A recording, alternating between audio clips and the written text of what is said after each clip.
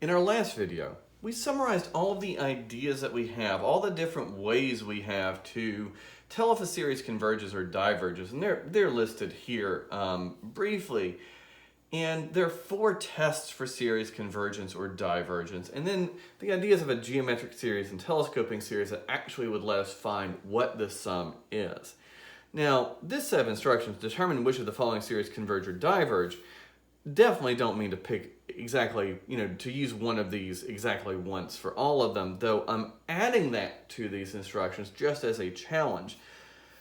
Assuredly, there are examples here where we could do the limit comparison test instead of the nth term test for divergence and vice versa, or swap what we're doing the limit comparison and direct comparison test for. There's actually one of these where I'm going to do one of the things we said we would because I chose to use all of these exactly one time. I'm going to do it a different way so I can actually find its sum. But for now, I'm just going to go through these in order, applying the tests we chose from our last video. So in number 1, I'm going to determine whether this series converges or diverges using the limit comparison test.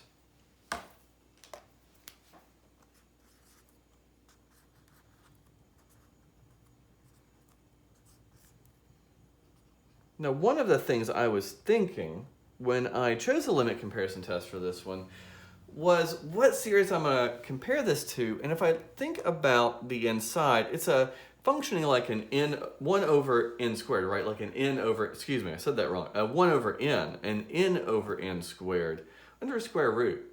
And if we think about that, all right, so if we're thinking about n getting really, really large, the inside's like an n over n squared, or a 1 over n. So to me, that sequence on the inside's functioning like a 1 over root n, which is a divergent p-series. And so that's the series I'm going to choose to compare this to.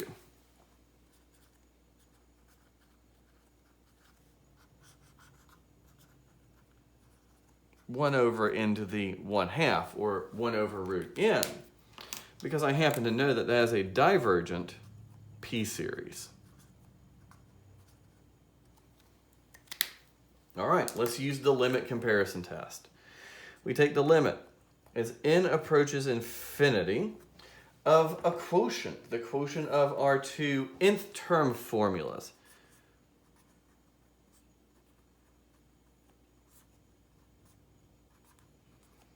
All right, so let's multiply by that reciprocal.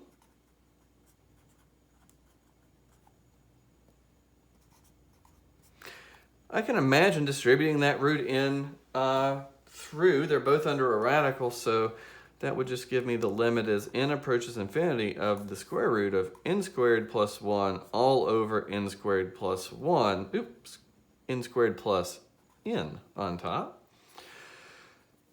Well, on the inside of that square root, I have a rational function with the same degree on the top, same degree on the bottom. That limit would be going to the square root of 1 or just 1, which fortunately for me, the limit comparison test says that when this limit is a constant but bigger than 0, both series have the same behavior. So both of these series diverge. I know that one does, so now this one does too, by the limit comparison test. This series diverges.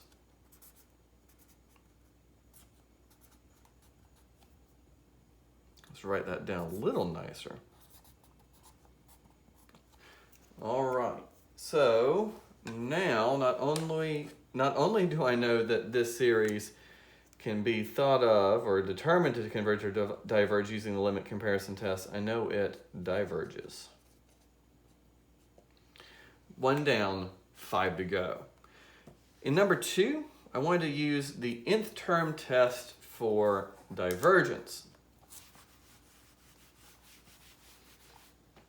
To use the nth term test for divergence, I am really just thinking that the nth term formula must not be going to 0 when I take this limit. Well, what I see when I think about that limit is that I have an infinity over an infinity. Let me use L'Hopital's rule.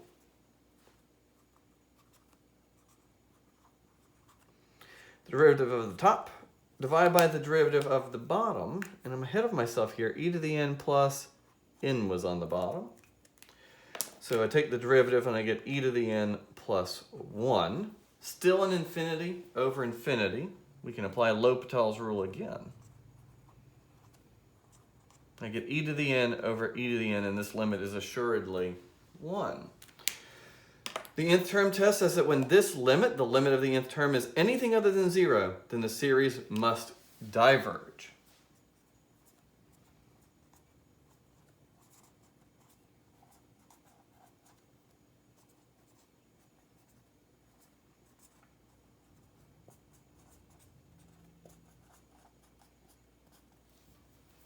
All right, so now I can conclude that this one definitely diverges. I definitely was thinking that when I picked the nth term test for divergence.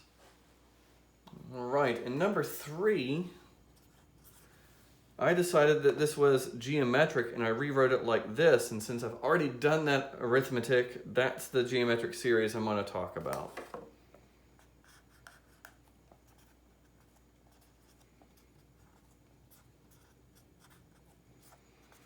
All right, so I need a starting value, and it's pretty easy to see that each subsequent term is generated by multiplying by a 6 over 7.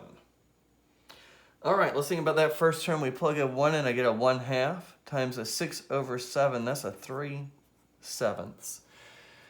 R is less than 1, better said is between -1 and 1, so this geometric series converges to 3/7 over 1 minus 6/7. 3/7 divided by 1/7 is 3. This geometric series not only converges, it converges to the whole number 3.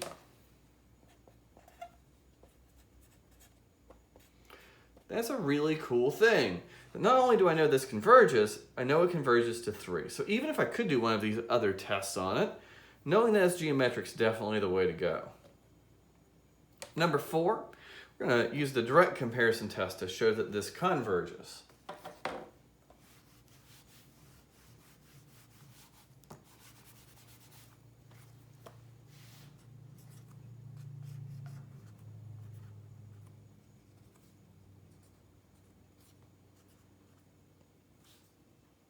Into the 4th plus 2. All right, well, I made a claim in the last video that I wanted to use the direct comparison test here because I thought I could establish an inequality going that direction fairly easily. And so what I'm going to do is I'm going to think about just into the 4th on the bottom, taking 2 away from the bottom. Well, when the bottom of a fraction gets smaller, the number itself gets larger, so I'm pretty sure I feel good about that. Using the same kind of logic, if I drop the -1 off the top, I've made the top larger. And when the top of a fraction gets to be larger, the number itself also larger, making this equal to a 1 over n cubed. So in the end, I have established that n minus 1 over n to the 4th plus 2 is less than or equal to 1 over n cubed. So what I'm really doing is comparing the series I'm starting with to this convergent p-series.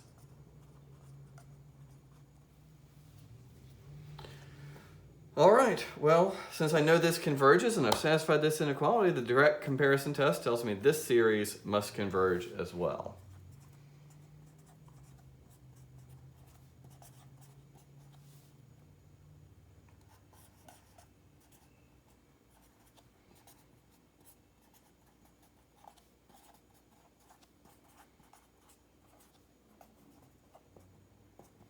So I know that the series I started with also is a convergent series.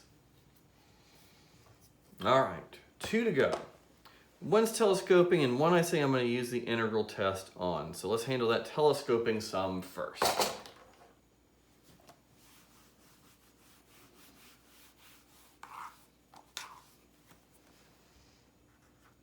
So it's given to me as a series from 1 to infinity of 2 over n squared plus 2n. I'm just going to go on and factor out an n.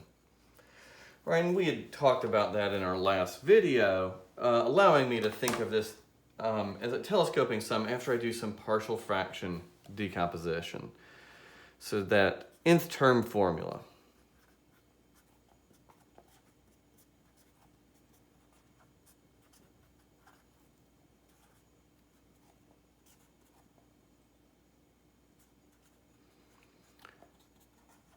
can be thought of like this, doing the partial fraction decomposition. Let's see, I would have a plus b equal to 0, and just a 2a equal to 2. Well, a is definitely 1, and because of this equation, b is minus 1. Letting me rethink that nth term formula in the series itself as this series. So what I'm going to do is write out the first so many terms and see if I can figure out how this thing is telescoping. I might even look at a particular partial sum to get my head wrapped around the whole idea here. But plugging in a 1, I get 1 minus 1/3 as the first term, plus 1/2 minus 1/4, plus 1/3 minus 1/5, and so on.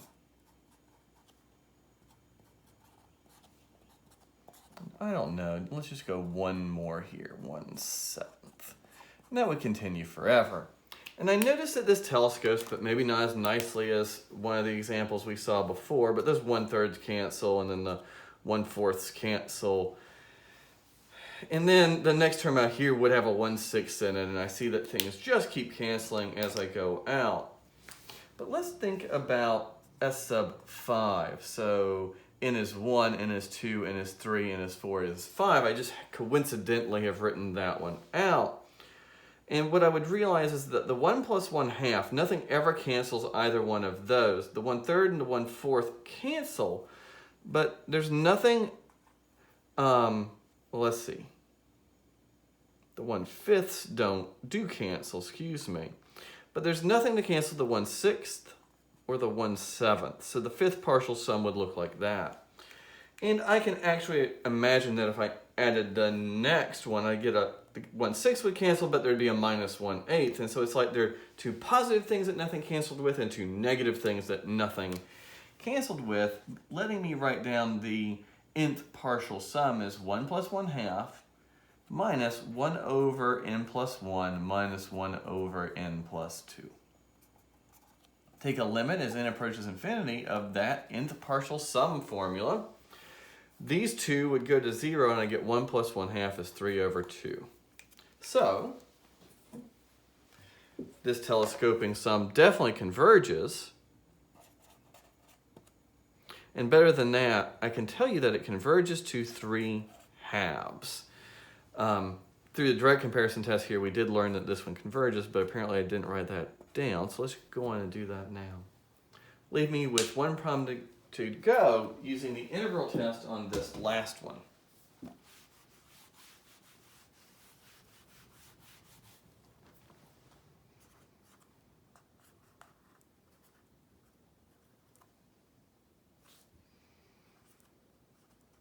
So I'm going to evaluate an improper integral. Well, this is pretty easy to find an antiderivative for. I think I could just write down an antiderivative formula for it. So let's just go on and rewrite this using a limit notation, because we always want to use the correct notation. So a limit as b approaches infinity. Let's see, the antiderivative of e to the minus 2x would be an e to the minus 2x divided by a minus 2. Thinking about undoing the chain rule, if I'm differentiating, we could also do a u substitution if we wanted to sneak an extra step in there, and we see where that minus 1/2 comes from that way. But let's see, now I have a limit as b goes to infinity of minus 1/2 times e to the minus 2b. I'm going to write that as 1 over e to the 2b. Now I'm going to plug out a 1 in there, and I get a minus 1/2, so a plus 1 over 2 e to the second. Limit as b approaches infinity, this part goes to 0, that part hangs out, and I get 1 over 2e squared. This improper integral converges, so by the integral test, I know this series, also converges.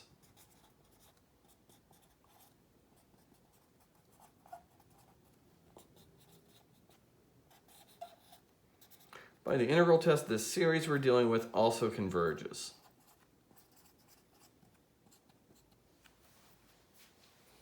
All right, so we've made it to the end here, and we've shown that we've determined which of the following converge or diverge, and I feel good about that, but I promise you I was going to do one of them twice. And conveniently, it's this last one.